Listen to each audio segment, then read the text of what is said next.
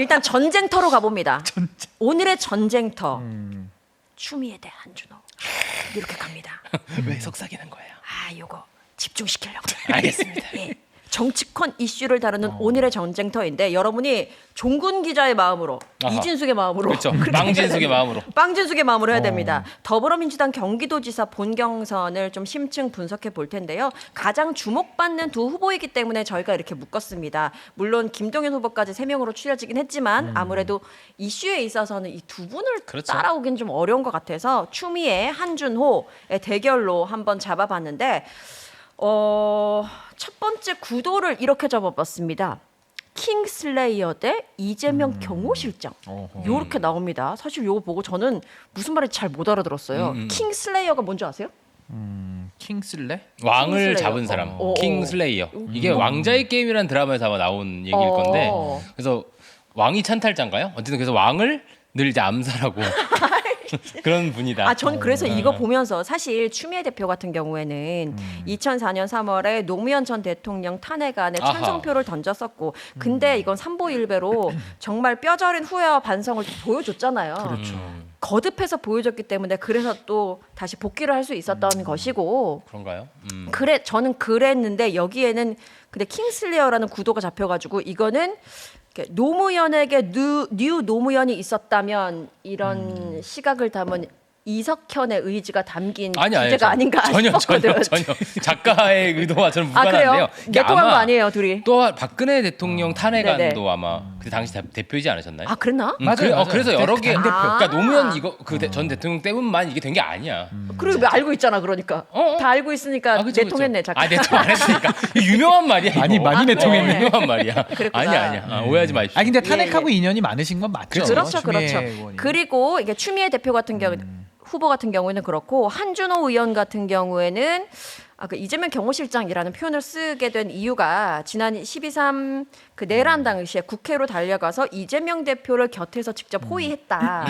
그래서 든든한 조력자로서의 이미지가 좀 지지자들 사이에서는 많이 부각되고 있기 때문에 이렇게 한번 잡아봤습니다. 두 후보의 대비되는 장면들이라고 할 수 있겠는데 이런 장면들이 표심에도 영향을 미치게 될 것인가 한번 분석해 보려고요. 근데 실제로도 지금 이제 추미애 의원 같은 경우는 지금 뭐 대세다라는 평가가 좀 많은 것 같고요.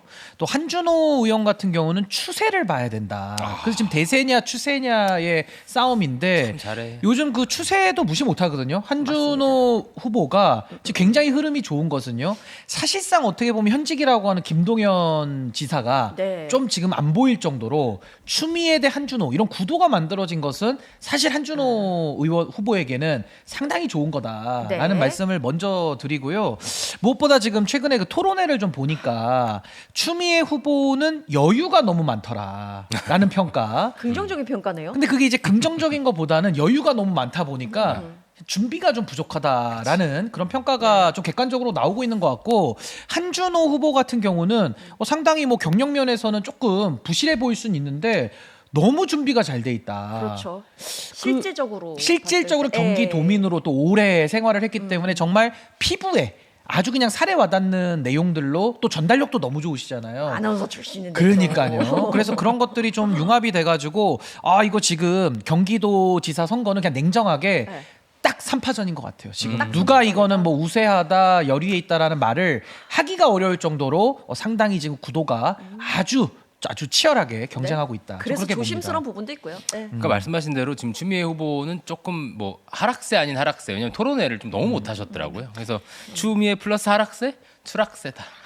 아니야, 그러니까, 좀 세게 합쳐보니까 그런 거야. 지금 내가 써봤어. 대세라니까 대세. 그래요? 우석현 씨 알죠, 대세예요, 알죠. 지금. 예, 대세요, 대세. 왜 근데 이런 상황이 발생할까 좀 생각해봤어요. 그러니까 이게 충격의 토론회는 왜 발생했을까? 그러니까 마무리 발언으로 검찰 개혁 얘기를 하시더라고. 저도 좀 충격이었어요.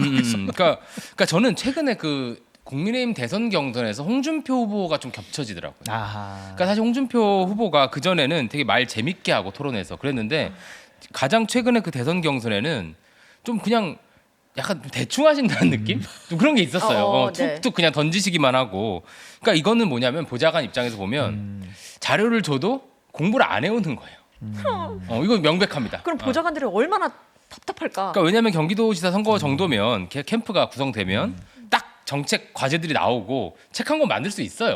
보좌관들이. 그리고 이전 자료들도 있어. 근데 이거는 자료를 줘도 전혀 스터디를 안 해오셨구나라는 생각이 들고 이렇게 되면 무슨 생각이 드냐면 이 추미애 후보에게 경기도지사는 좀 건너가는 지나쳐가는 계단 같은 느낌이구나. 네, 네. 그렇게 중간 되면 단계구나. 그쵸. 정치 인생에 있어서 대선을 위한 발판이구나. 그런 생각이 들게 되는 거죠. 그러니까 집권 사실 중반기 이재명 정부 중반기부터 이렇게 되면 차별화 이슈가 생깁니다.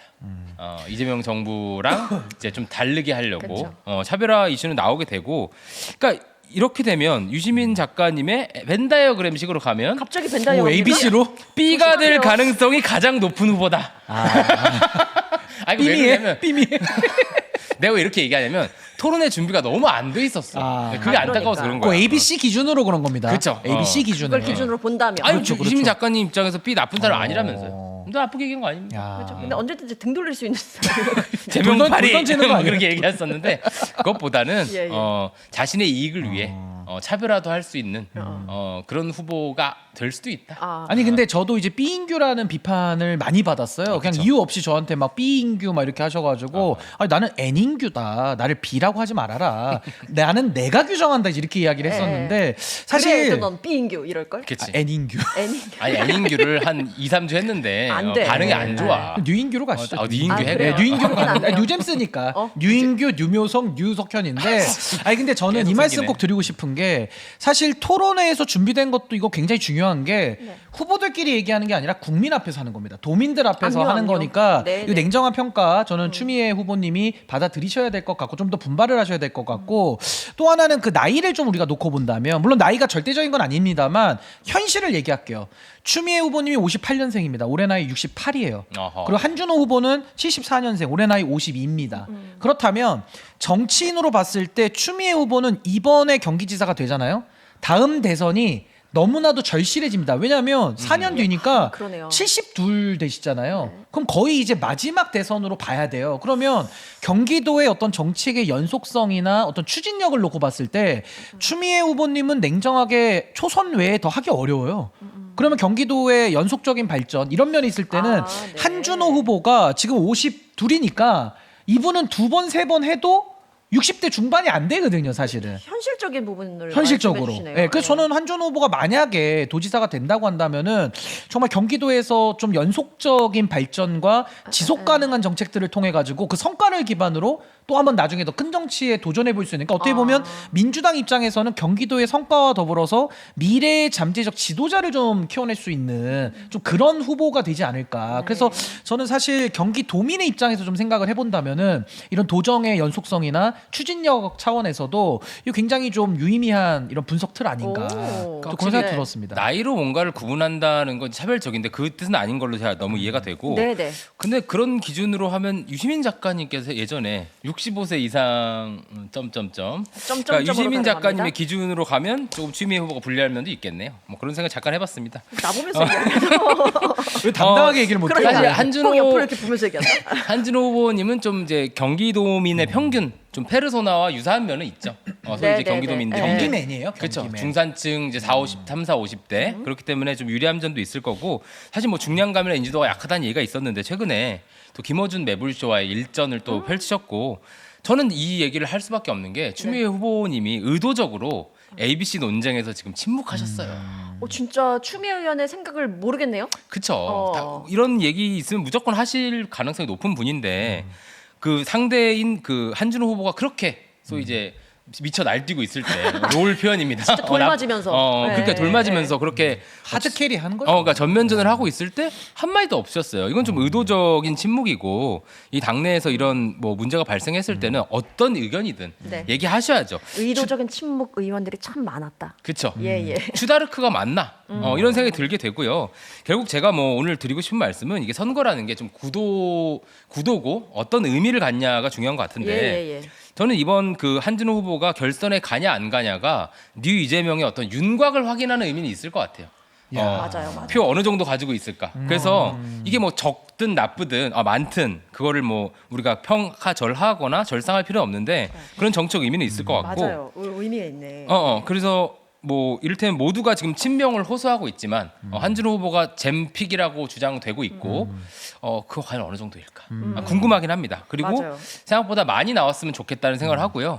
근데 이제 이런 건 있어요. 이게 민주당 내에서는 당연히 지금 좀 열세인 면이 있는데 원래 이제 뉴 이재명을 받아들이지 않은 민주당 분과 밖에 있는 뉴 이재명의 어떤 핵심은 밖에 중도층 분들이 많다는 겁니다. 그래서 이 숫자에 따라 너무 일희일비할 건 없지만 한번 이 뉴 이재명이라는 에너지의 원형을 한번 확인해보는 좋은 기회는 될 것 같다. 쉽게 아니, 말해 근데- 그냥 까봤으면 좋겠다라는 거잖아. 까봐. 네, 까보고 싶어. 사쿠라네? 뭐 이렇게 한번 아니 확인을 해보면 근데 좋죠. 아까 그 예. 중량감이라는 이야기를 하시는데 저는 뭐 우리가 지금 뭐 몸무게로 뽑는 것도 아니잖아요. 중량감으로 아하. 치면 제가 지금 86kg인데 별로 저는 안 중량감이 나가네. 가장 있죠. 깝니까? 체중 오픈합니다. 저도 까요. 예, 아니 그래서 저는 뭐 중량감 이런 거는 사실 지금 시대에 이런 불확실성과 네. 이런 여러 가지 시대가 빠르게 변화하는 차원 속에서는 오히려 저는 경험과 경륜이 또 그분의 한계로 작용할 수가 있다. 네. 이런 생각도 좀 들고 아까 우리 이석현 평론가님이 아주 날카로운 분석해 주셨는데 요 뉴 이재명의 표를 확인해 볼 수 있다. 이게 사실상 이재명 대통령이 가고자 하는 이재명 노선, 이 실용주의 노선에 대한 국민적 지지가 지금 높잖아요. 네. 그게 민주당 안에서도 작동되느냐를 지금 보는 아주 중요한 저도 리터머스 시험지가 되는 거고 이미 우리가 두 번의 사례를 통해서 확인된 게 있습니다. 울산의 김상욱 후보. 예. 이분이 그냥 결선도 없이 그냥 과반으로 가버렸거든요. 맞습니다. 동남풍이 불고 있죠. 어제 충북에서 신용환 후보. 신용환 교수님, 이분이 박근혜 정부 때 장관급까지 지낸 청년정책 전문가입니다. 경제인이고요. 근데 이분도 결선에서 노영민 후보를 상대로 해서 이겼습니다. 눈빛 봐라. 아니 이긴 건 맞잖아요. 짱판 팔 것 같은 진짜. 눈빛이야. 그리고 나서 이제 예. 중간까지 올라왔죠. 예. 이제 이 지금 동남풍에서 중간까지 아. 격상한 바람이 이번에 태풍이 돼서 경기도를 덮치느냐. 네. 요게 이제 저는 관전 포인트다. 너는 경기도에서. 교주를 해라 어디 가서.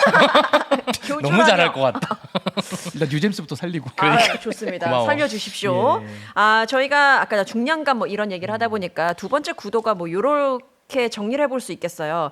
서울 5호선, 뭐 하남 초선. 그러니까 6선 대 경기도 20년 출퇴근 재선 이렇게 한번 나눠봤는데 그렇네. 사실 이거 주장 하는 그러니까 한준호 의원 같은 경우는 요거를 셀링 포인트로 밀고 있잖아요. 내가 20년 넘게 서울 경기를 오가면서 출퇴근의 고단함을 알고 있다. 셀링 포인트로 요걸 잡고 있는 것 같고 또 추미애 의원 같은 경우에는 광진구에서 5선, 최근 22대 총선에서 경기 하남 여기서 조금 어렵게 되지 않았나요? 그렇죠. 쉽지 않았던 걸로 기억하는데 광진에서만 5선을 했기 때문에. 네, 그리고 하남 이동해서 6선을 달성하면서 뭐 몸무게 이런 얘기했지만 중량감, 그 정치적 중량감 자체는 좀 다르긴 다르죠. 다르죠. 예, 예. 그 요거를 한번 비교해 볼 텐데 근데 확실히 이게, 그 예. 최근에 행정가 출신들이 주목받는 이유는 여의도 정치에 대한 사실 불신 이런 게 강한 거고요. 어떤 일반 보통 사람들의 삶의 궤적을 잘 이해하고 일상을 이해할 수 있는가로 사실 이 유권자들이 많이 판단하시는 것 같아요. 근데 아무래도 추미애 의원께서 이제 30년 하신 겁니다. 육선이면. 제가 처음 보니까 네. 1996년에 이제 초선이 되신 거예요. 그 64, 32네. 그렇죠. 96년에 그러니까 근데 오래 중간에 하셨다. 이제 몇 번 이제 한번 걸으시고 중학교 한 게 1학년 있어서 30년간 거의 국회의원을 하신 네. 거예요. 프랑스 월드컵 때네. 그렇죠. 서태지 98입니다. 못했을 때. 그 미안해. 엑스제팬 있던 때예요. 나도 하나 하고 싶었어. 자 그래서 되게 오래 하셨는데 오래 하셨네. 이게 약간 예전에는 그 추미애 의원께서 대구 세탁소집 딸 이라는 맞다. 이미지가 있었어요. 네. 근데 이제 30년 의원을 하신 분이 된 겁니다. 예. 그래서 좀 저는 어떤 추미애라는 정치인이 늘 뭔가 이제 장관도 하고 뭔가 그 깔딱고개를 넘지 못하고 이런 상황에서 지금 경기도지사가 가시는 것 같은데 어음 상태로 좀 오래 있었다. 아 뭔가 저 가능성 있는. 준비해 왔니? 당연히 준비해 오죠. 아이고 방송 그렇게 해야지. TK 출신의 판사, 그런 강단 이런 게 그런 이미지만 남은 것 같아요. 이제 추다르크, 검찰 개혁. 근데 행정가와는 조금 안 맞을 수도 있다. 이렇게까지. 아니, 근데 결이 많이 다르니까 사실. 그 석현 씨 이거를 가지고 정말 했던 행위를 가지고 우리가 평가를 해야 된다고 저는 봐요. 무슨 말이냐? 솔직히 얘기해서요. 지자체장 경험 신인규가 나가나 이석현이 나가나 네네. 추미애가 나가나 한준호가 나가나 다 초선입니다. 솔직히. 그렇죠, 좋아요. 요거 냉정하게 다 맞아요. 초선이에요. 네. 그 대한민국의 대통령 재선 어디 있습니까? 그럼요. 다 처음 하는 거거든요. 예. 근데 여기서 중요한 건 추미애 의원은 이제 의원 생활 오래 했고 당대표 했는데 이건 행정가가 아니고 이분이 행정 경험이 있잖아요. 법무부 장관을 어떻게 했느냐. 네네네. 전 요걸 보고 냉정하게 평가를 해야 된다고 생각해요. 근데 맞아요. 당시에 솔직히 얘기해서 문재인 정부 때 법무부 장관을 했는데 이분이 법무부 장관으로서의 성과는 죄송하지만 없었습니다, 사실은. 뭐 그때는 그 문재인 대통령의 힘을 받지 못했다. 뭐 이런 얘기도 상황적인 뭐 이유? 뭐 상황적 이유야 그렇게 치면 뭐 네. 실패의 이유가 100가지도 넘는 거고 냉정하게. 저는 냉정하게 추미애 장관이 장관으로서 어떤 행정 능력을 보여주고 뭐 과거에 아까 우리가 얘기 나왔던 뭐 유시민 전 장관님 같은 경우는 보건복지부 장관할 때 그 부서에서 막 박수 치고 그랬어요. 국민연금 개혁을 했죠. 예, 그 성과도 있고 그러니까 그런 네. 식의 성과나 조직 장악력이나 리더십 면에서 충분히 본인의 역량을 발휘할 기회가 있었는데 그때 당시에 못했단 말입니다. 그러면은 사실은 한준호 후보 입장에서는 아까 우리 초선, 저도 초선이고 다 초선인데 네. 아직 긁지 않은 복권이고 추미애 후보 같은 경우는 일단 한번 긁어본 복권인 건 맞거든요. 근데 긁어봤는데 당시에 법무부 장관 때 사실 그때 추윤 갈등 해가지고 예. 윤석열이라고 하는 검찰총장과 치열하게 어떻게 보면 사실은 정리를 못 해내고 뭐 문재인 대통령의 무능일 수도 있겠지만은 결론적으로 장관으로서 대통령을 설득하지 못한 것도 추미애 장관의 일정 부분 책임이 있다. 전 그런 차원에서는 예. 지금은 우리가 어떤 목소리가 큰 어떤 정치인을 뽑는 게 아니라 유능한 행정가로서 누가 경기도를 발전시키고 안정시킬 것이냐 이 부분을 저는 방점으로 봐야 되기 때문에 그게 또 유권자의 시선인 것 같아요. 아, 그렇죠. 요즘 유권자의. 지금은 예. 이재명 대통령 이후에는요 말만 앞서고 목소리 큰 사람은 오히려 좀 점수를 잃는 경향이 있어요. 지금 이재명 대통령처럼 말보다는 행동으로 앞서는 그런 리더십을 원하는 거기 때문에 전 그런 면에서는 도지사 다 올 초선입니다. 그래서 거기에 대해서는 한준호 후보가 저는 기죽지 않고 네. 오히려 본인의 경쟁력 더 잘 어필한다면은 나름의 저는 이번에 좀 좋은 성과도 의외로 또 있을 수 있다. 네. 그런 생각이 듭니다. 한준호 짧게만 더 예, 붙이면 짧게 하세요. 한준호 후보가 좀 자기의 어떤 세계관을 좀 더 정확하게 좀 보일 필요도 있어요. 지금 정치인으로서 뭐 인지도나 뭐 그런 얘기를 하는데 사실 저 사람이 어떤 생각을 하는지에 대해서 좀 더 구체적으로 뭐 행정적인 것뿐만 아니라 특히 이 중도실용 행보에 대해서 자신의 좀 구체적인 네, 경제상 네. 이런 것들을 보여주면 더 좋을 것 같다. 예, 그런 생각이 듭니다. 좋습니다. 짧게 해주셔서 감사합니다. 네. 왜냐하면 다음 챕터에서 당신께 길게 기회를 또 드릴 있어요? 거기 때문입니다. 여성 가산점 아, 문제입니다. 저기 타임이 나오네요. 10%인데 사실 추미애 후보는 여성 후보여서 지금 10% 가산점을 적용받게 되는 거죠. 그렇죠. 그건 10% 자기 얻은 거에. 그렇죠. 예. 근데 사실 보면 정치권 일각에서는 조심스러운 지적이긴 한데 이미 최고 베테랑이잖아요. 육선 의원한테 이 가산점이 주어지는 것이 적절한가라는 지적도 있고 이것보다 더 근본적으로 여성 가산점 10% 이게 과연 이 정치 현실에서 이게 도움이 될 건가 발전적인 것인가라는 논쟁도 있는 것 같아요. 뭐 저의 쇼타임이라고 봐야겠죠. Your time. 근데 사실 뭐 그냥 이것만 봐도 추미애 후보가 여성 가산점을 받는 게 사리에 맞아 보입니까? 어색하잖아요. 어색하고요. 저는 이렇게는 말씀드릴 수 있을 것 같아요. 뉴 이재명 시대니만큼 과감하게 말합니다. 가산점 할당제는요 추미애 후보 건이 아니어도 공정하지 않습니다.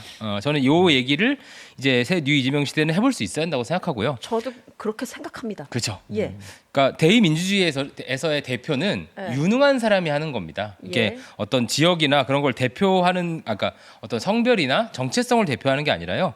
그러니까 막 성별을 따지기 시작하면 지역, 학력, 뭐 여러 가지 다 반영해야 돼요. 비례대표 1번, 2번 그것도 어떻게 좀 합시다. 그러니까요. 예, 그러니까 이를테면 뭐 예전에 녹색당 그런 진보 정당 같은데 보면은 이런 할당 가산점이 너무 막 덕지덕지 많아요. 성소수자, 여성 뭐 이러다 보니까 네. 투표를 왜 하나 싶어요. 거의 막 300%를 가산을 받아요. 그러니까 그런 식으로 하면 안 될 것 같고 이런 어떤 할당제 가산점의 문제는 실제 변화보다는 보시기에 좋았더라에 집중하는 겁니다. 보시기에 좋아하더라. 대표성들이 아우 여성 몇 명이고 뭐 누구는 몇 명이고 호남은 몇 명이고 네. 영남은 몇 명이고 그것보다는 어. 실제 그 사람이 유능하게 일을 하는 거죠. 이를테면 어떤 여성 정치인이 여성이라는 이유만으로 여성을 위해 일하지 않습니다. 지금 뭐 국힘 뭐 민주당 뭐 다 할 것 없이 굉장히 청년도 그렇고요. 아 그럼요. 예, 예. 그말 할 만한 얘기네요. 그러니까 그런 식으로 그 정체성이 곧 대표성이 되지 않는다. 그 얘기를 하고 싶고요.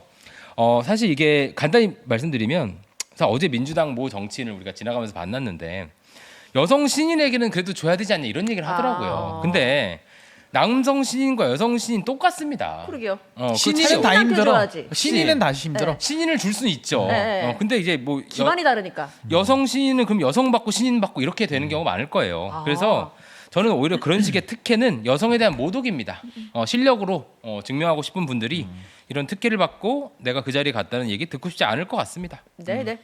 아니 그러니까 저도 뭐 여성 가산점을 저는 뭐 필요하면 둘 수 있다는 입장이에요. 네. 필요할 때는. 근데 지금 추미애 의원을 놓고 우리가 이야기를 하는 거잖아요. 근데 추미애 의원 같은 경우는 여성 가산점이라는 이 주제 자체가 올라올 필요가 없다. 왜냐하면 지금 육선 의원이고 정치 경력으로 물어보나 이분에게 가산점이라는 내용 자체가 붙는 게 좀 민망해요. 민망하고 뭐 예를 들어 아까 그 마지막 말미에 말씀하신 것처럼 추미애 의원도 이기더라도 본인의 역량과 실력으로 이겨야 되는데 네. 이 가산점을 가지고서 또 승리를 하게 되면 본인의 승리가 스스로 정당성을 잃게 되는 면도 있어서 전 이번에 추미애 후보에 대한 가산점 10% 이건 정말 두고두고 정치권에서 좀 많은 분들이 네. 비판하고 뭐 정말 이렇게까지 해야 되나라는 좀 부정적인 사례로 아마 오래도록 좀 기억이 되지 않을까 싶습니다. 그러니까 이게 진짜 테토냐면 10% 안 받겠다고 해야지 먼저. 안 받겠다 하면 안 받을 수 있어요? 그렇지도 못하지만 그걸 바꿔달라. 이렇게 주장을 해야지. 예. 최소한 주장이라도 그렇게 해야 좋다고 생각하고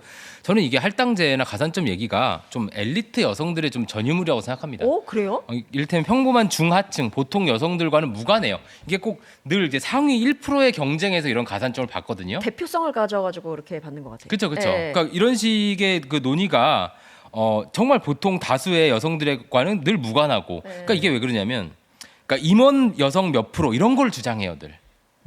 그 기업에서도. 네네네. 근데 막상 그 임원이 되신 여성 그 기업인들은 이런 거 받기를 원하지 않아. 간담회 하면 그 진선미 장관이 예전에 문재인 정부 때 네. 여성 기업인들 모아서 간담회했는데 나는 할당제 받아서 됐다는 얘기 듣고 싶지 않다. 뿌리표 같은 거죠. 그렇죠. 네. 그러니까 방금 얘기한 대로 추미애 후보가 만약 딱 10% 받은 그걸 때문에 이겼다고 생각해봐. 그러면 얼마나 안 좋지, 사실. 보는 사람도 민망한 거 네. 아닙니까? 그래서 이 소위 뉴 이재명 시대에는 청년 남성이라는 스윙 보트를 얻기 위해서가 아닙니다. 예. 공정하지 않기 때문에 이런 얘기를 했으면 좋겠습니다. 예, 좋습니다. 우리가 지금 추미애 한준호 요거 우리 그 가장 주목받는 두 후보에 대해 이야기를 거의 30분 동안 털었기 때문에 요렇게 깔끔하게 마무리 한번 갑니다. 두 분은 최종 승자로 누구를 꼽으시겠습니까? 아니, 요거 근데- 예측 타임이에요. 박주대입니다. 예, 저 같은 경우는 좀 김동연 후보님한테 좀 죄송한 게 그분은 정말 그래도 나름대로 본인의 현직 지사로서의 뭐 여러 가지 능력들 보여주시긴 했는데 요 이슈에서는 좀 많은 활약을 못 하신 것 같아요. 그러니까 본인의 선명성이나 목소리를 못 낸 게 좀 네. 아쉽다는 생각이 들고 저는 결선에 올라갈 두 명을 뽑자면요. 추미애 후보, 네. 대세지만 가산점까지 있기 때문에 무조건 올라갑니다. 제가 볼 때는 예. 무조건 올라가고요. 마지막 한 자리인데 저는 한준호 후보가 지금 추세가 장난 아니다. 아하. 그래서 저는 한준호 후보가 올라간다. 이렇게 한번 얘기해 올라간다 말고 보겠습니다. 최종 승자 물어보긴 했는데. 최종 승자는 예. 지금 얘기합니다. 합니까? 최종 승자는 잠깐만요. 여러분도 댓글로 달아주세요. 예. 방송 잘하네. 최종 승자는 잠시 후에. 아니 저는 아우. 한준호 후보가 최종 후보가 될 가능성 있다고 봅니다. 걸어보겠습니다. 될 것 걸어봅니까? 같습니다. 바람이 예. 무섭습니다. 추세. 바람이 무섭다. 어떻게 보십니까? 추세. 사실 뭐 최종 결정은 너무 어렵다. 어렵지. 나 이거 근데- 괜히 대답한 거야. 그러니까 이거 뭐 다 남는 건데. 나 이거 보면서 아니 거기에는 동의해요. 네. 그러니까 확실히 추미애 추세 후보 무섭습니다. 입장에서는 김동연 지사가 결선에 올라오면 굉장히 쉬운 승리를 예상할 것 같고 그래서 한준호가 결승에 안 올라오기를 그렇죠. 그게 제일 전략으로 하고 있는 것 같아요. 최근에 뭐 만약에 올라오면 네. 올라오면 아무런직다 되겠죠. 아직 모른다. 예. 그래서 그러니까 거기에서도 아까 신용환 그 누구야 또 김상호 노영민? 김상호의 얘가 있었으니까 예. 그러니까 모른다. 그걸 보면 또 모른다. 그러니까. 이거 바람이 있어요. 지금 물밑에서는. 예. 그래서 한번 확인해 보고 싶긴 해요. 예. 몇 프로가 과연 나올지. 그러니까 확인을 좀 해보고 싶다. 하긴. 예. 궁금합니다. 결선에 가서.